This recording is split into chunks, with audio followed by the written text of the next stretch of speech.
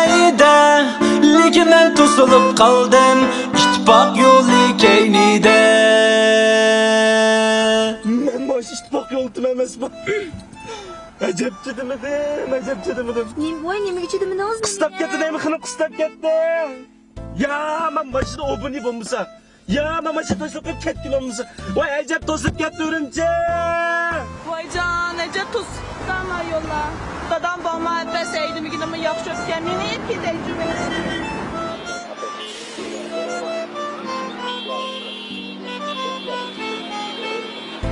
Yama to'sab ketdi bu, sen sanzını to'sab, yama to'tat qilibdi.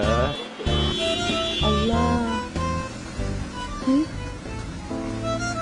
Adaş, ne vaqt yo'lga chiqib o'g'li? Liqqida mashina yo'l bek to'silib ketdi, biroz saqlab tur ha. Bek sat bo'ldi, bek saqlab turatdim seni. Voy, menmi jiddilashib shu. Ma'qul adaş ha? Ma'qul qo'sh. Ajab to'silib ketdimi Urumchi?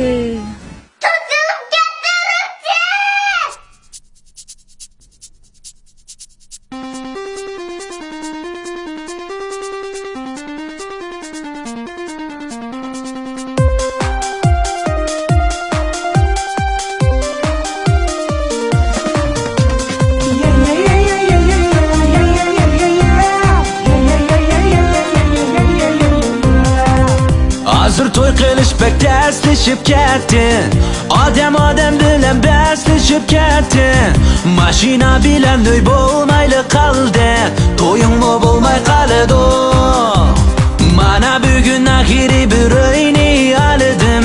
Azaraq bo'lsa-mu bir mashina oldim. Mana tunji hafta yo'lga haydab chiqdim.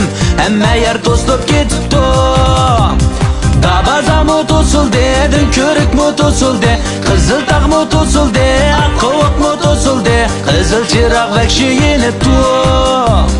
To'gadan mu to'sildi, shaptulluq mu to'sildi, ittifoq yo'li to'sildi, bahar yo'li to'sildi, sho'pirlarga avval bo'libdi.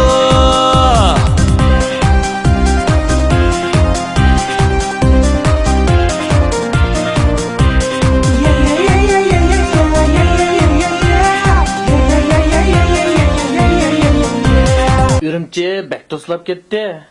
Nemishqa to'slab ketdi. Mashina bekchiq. Nemishqa alginab shirkatimiz bir tal kimlik etgansa, birdan mashina beryapmiz. Yeningizga azroq pul silib olsangiz, 3 yilga bo'lib qarz to'lalisiniz. Alganab shirkatidan mashina ilang, faqatla kimlik ketidi. Dabaza mı to'sildi, ko'rik mu to'sildi, qizil taq mu to'sildi, qovoq mu to'sildi, qizil chiroq vahshi yenibdi. To'gadan mu to'sildi, shaptulluq mu to'sildi, ittifoq yo'li to'sildi, bahar yo'li to'sildi, sho'pirlarga avval bo'libdi. Sho'pirlarga avval bo'libdi.